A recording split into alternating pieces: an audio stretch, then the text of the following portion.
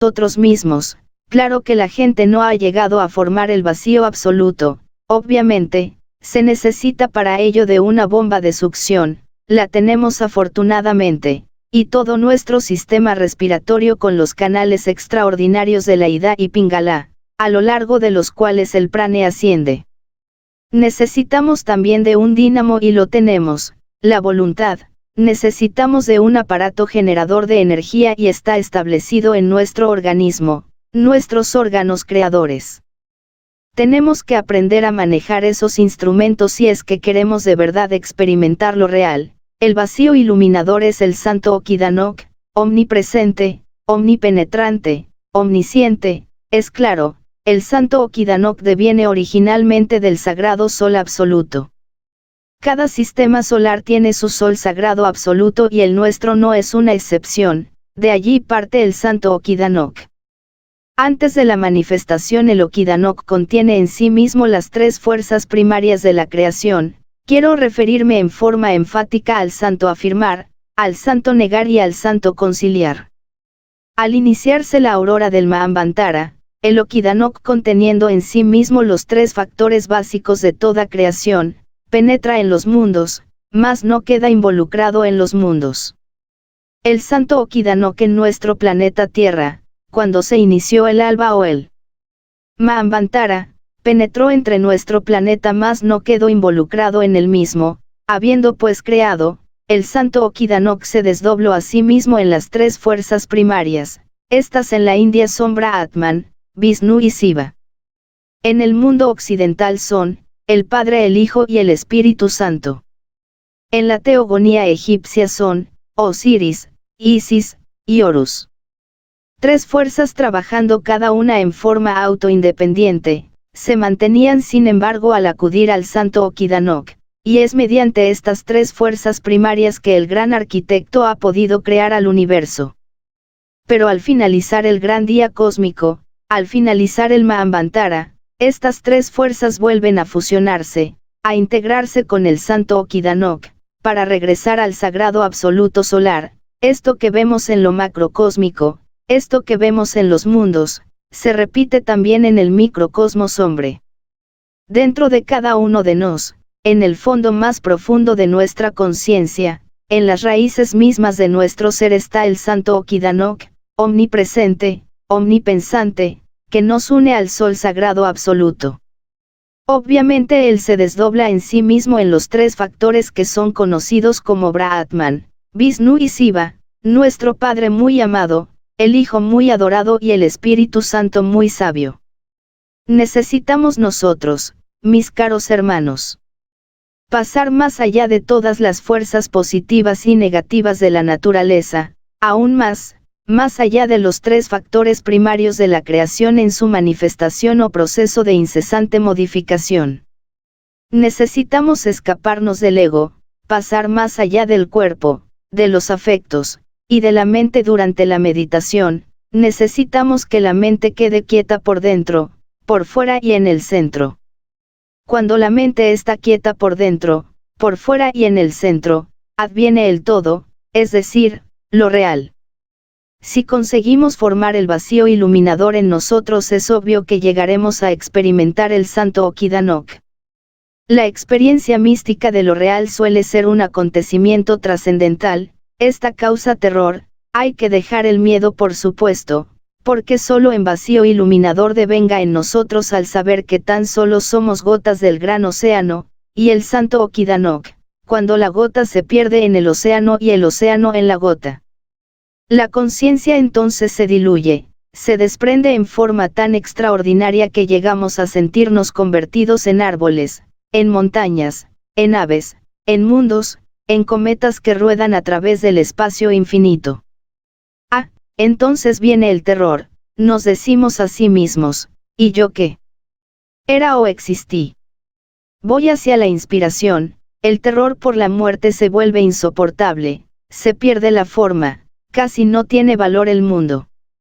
Comprenderá que más allá, pues, de toda aspiración tenemos un centro de gravedad y es el sagrado Sol absoluto.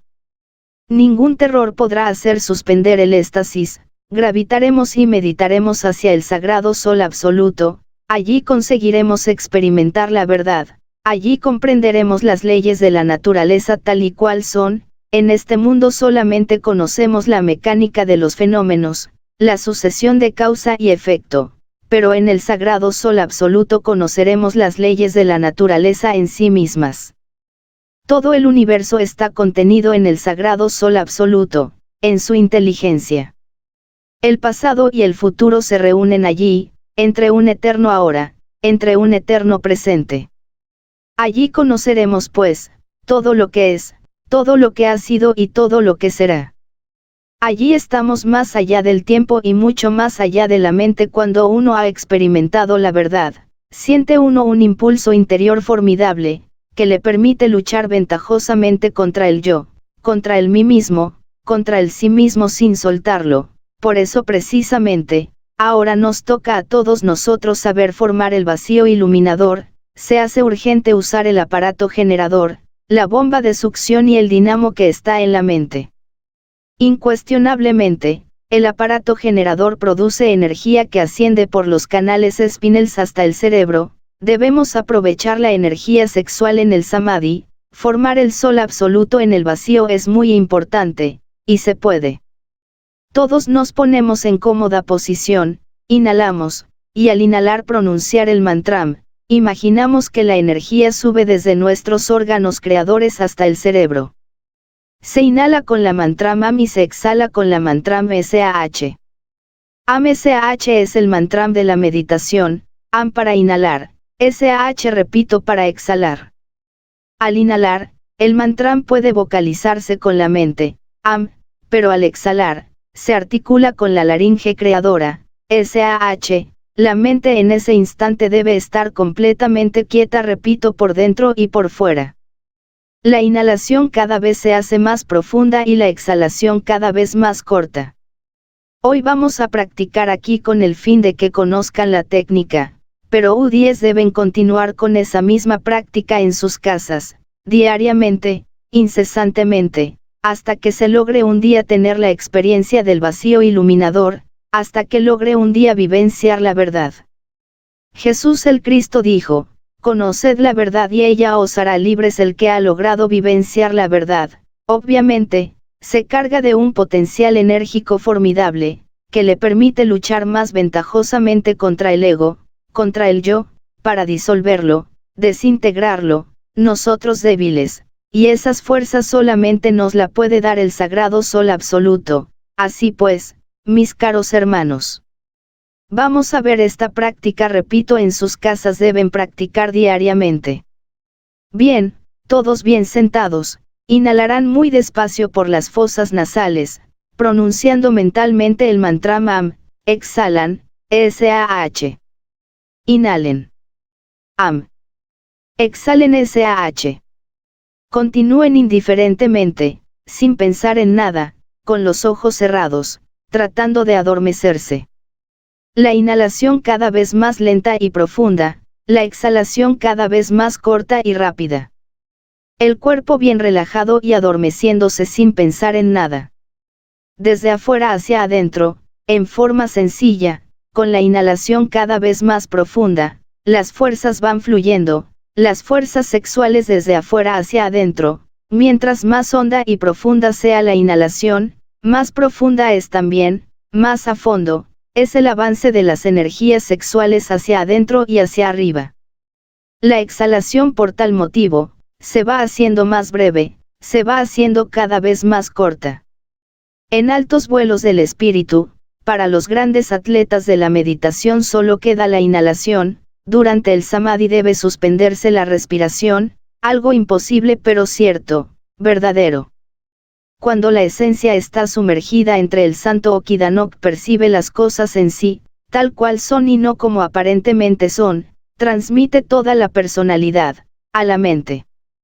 Aquí en la personalidad, los centros intelectual y el emocional se ponen en armonía con la mente y ésta queda recogiendo las vibraciones que manda la esencia desde el vacío iluminador. Al perder el samadhi, al volver a la personalidad, el recuerdo queda por tal motivo en la mente. Si nosotros organizamos las fuerzas sexuales en forma centrípeta, es decir que vibren siempre de afuera hacia adentro y no de adentro hacia afuera, terminan las poluciones nocturnas que son tan frecuentes en todos los seres humanos, porque después de que las energías sexuales fluyen de afuera hacia adentro, las poluciones nocturnas terminan, concluyen. Eso es muy importante. Sobre la época y la libertad para hablar de asuntos esotéricos. Estamos en una época en que afortunadamente se puede hablar de asuntos esotéricos públicamente, a la luz del día, o en las tinieblas de la noche. No ha sido siempre así. Pensemos por ejemplo en la Edad Media con su famosa Inquisición, que algunos atribuyen a Gregorio IX y otros a Santo Domingo. En todo caso, fue espantosa la Inquisición. No quiere decir que antes no existía esoterismo, sí lo hubo y muy grande. Recordemos a Cornelio Agripa, Felipe Teofastro, Paracelso, y también al no menos famoso doctor Fausto Encantador y Mago. Estos tres últimos fueron discípulos del muy respetable y venerable gran maestro Abad Tritemus. Dicho abad enseñaba esoterismo en pleno monasterio medieval. Milagrosamente no fue a parar a la hoguera. Así fue de grande la horrible inquisición de las hogueras encendidas por la Iglesia de Roma, por la Iglesia católica. Existió aún y mismo, en los monasterios el esoterismo. Entonces no se podía hablar en forma pública como lo hacemos hoy en día. Quien así procedía era juzgado por hereje o brujo y quemado vivo en la plaza pública. Se ha hablado mucho sobre la Inquisición y bien vale la pena repasar todas esas cosas con fines de ilustración. Por ahí se afirma que la hija de un conde era secuestrada diariamente por gentes del aquelarre y llevada precisamente al Sabbat. Esto sucedía por allá en el siglo XV. Fue entonces cuando la Iglesia Católica encendió sus hogueras con furor espantoso, y miles de personas acusadas de brujería eran quemadas vivas. Cosa lamentable, ¿verdad? Por ahí hay uno de los tantos que ha escrito sobre la Inquisición y el Santo Oficio, quienes con minuciosidad de detalles han expuesto sobre las torturas inquisitoriales. Recordemos a cierto autor que decía, como quiera que las brujas al ser echadas al agua no se hundían, flotaban porque el demonio las ayudaba. Había entonces que someterlas a otras torturas. Algunos de esos inquisidores aconsejaban que se agarrase a cualquier mujer u hombre acusado de brujería y herejía, que se amarrara al púlpito con un cable, que le ataran las manos por detrás y se le soltara a fin de que quedara flotando en la cuerda. Piensen ustedes lo que significa ese martirio: manos amarradas por la espalda y además sostenidas o unidas al púlpito por un cable. ¿Qué dolores tan espantosos sentiría aquella víctima? Afirmaba pues el inquisidor que ese era su sistema magnífico, porque el brujo, viéndose en estas circunstancias, volvería por sí mismo mediante su brujería, y con ayuda del demonio, a colocarse sobre el púlpito, y que entonces contaba, es decir, confesaba su delito. Alguno de esos escritores inquisidores decía que se levantaban las uñas de los brujos o brujas, les metían clavos para que sintieran gran dolor, los llevaban a la torre del martirio o al pozo, les quemaban los pies, etc., porque todo eso era parte de la justicia divina y humana. Piensen ustedes qué monstruosidad ese sadismo tan espantoso de la Inquisición. Por ahí acusaron a un pobre cura que tuvo el error de confesar que él hacía 40 años que venía efectuando la cópula sexual con una mujer demonio. El buen anciano ya tenía 90 años, y así con todo y su edad fue a parar con sus huesos a la hoguera. Otro monje por ahí, siempre acompañado por un demonio infrainvisible, y que hacía años también copulaba con él mismo, fue suficiente con su declaración para ser incinerado vivo en una de esas tremendas hogueras de la Inquisición. Entre todas las actas de fe escritas hay una en que se dice que por ahí hubo un sujeto en Alemania que, andando por un prado, por un bosque, se encontró con un grupo de gentes que estaban en el Sabbat. Cuando esas personas se sintieron descubiertas, obviamente, se sumergieron completamente en la cuarta vertical y desaparecieron, pero dejaron en el terreno una copa en la que figuraban distintos nombres de personas de renombrada personalidad.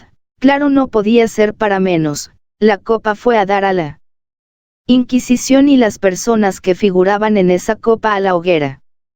También se quemó viva a mucha gente por herejía.